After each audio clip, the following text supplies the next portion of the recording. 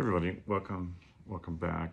I've been thinking a long time about doing some kind of like a devotional, but in the flavor of a woodworking shop, and I'm gonna give it a shot. Um, as as a Christian and as somebody who tries sometimes harder than other times to follow the example of Jesus, I I do make an attempt to study the Bible and to gain insights, and I have multiple versions of Bibles, and I have taken advantage of the online commentaries that are out there to kind of try to get a fuller understanding of what I'm reading, and I also pray for wisdom and insight as I go through the scriptures. But today, the verse I'm looking at is in Psalms 62, verse 8. And David is writing that,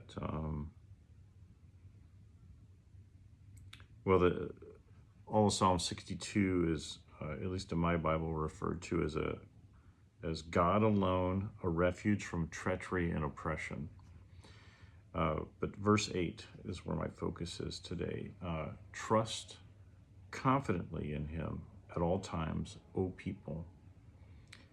Pour out your heart before him. God is a refuge for us. And this is the Amplified Bible, which will add certain words to amplify the original intent or meaning of a passage. And looking at commentary and just reflecting on this scripture, this is what stood out to me. We are to pour out our heart as we trust God. And to pour out the heart, I was looking at something that Spurgeon had written and was referencing another author, Charles Spurgeon, is a famous theologian. He was talking about the pouring out. And when we pour out our hearts to God, there should be nothing left behind. We should pour it all out. He invites us, God invites us, encourages us to empty ourselves to him.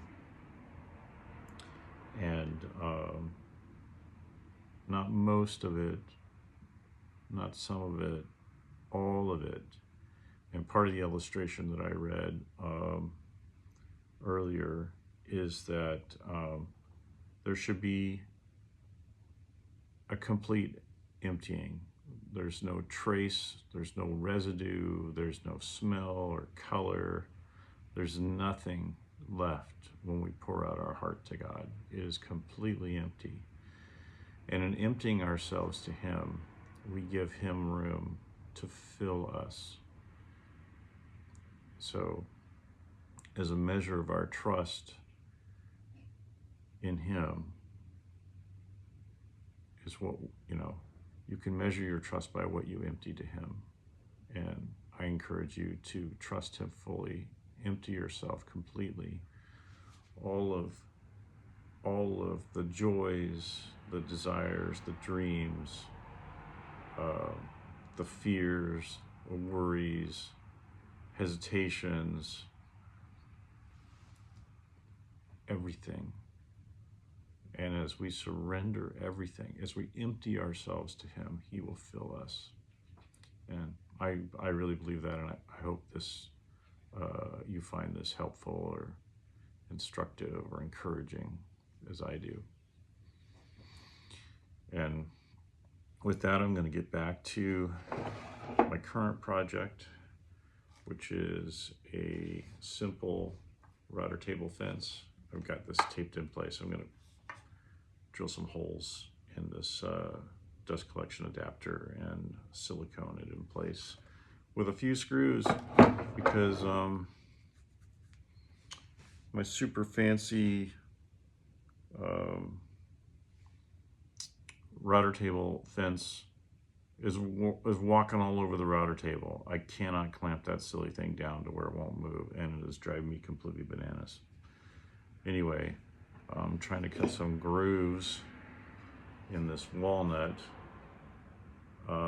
You'd think it wouldn't be that hard, but I've got the fence wandering, and so my groove is wandering, and I'm gonna have to recut. I'm making some legs for a light. I'm gonna have to recut, cut out some new legs, walnut legs, out of my, adequate but depleting, or I should say diminishing pile of walnut. It's adequate, but I'm using it up on mistakes. I don't know why I didn't notice it right away, but oh my gosh, what a mess. You don't want your fence to move on you. You should be able to lock that guy down and have him not move. It gets a little bit exciting when the fence moves. Anyway, God doesn't move.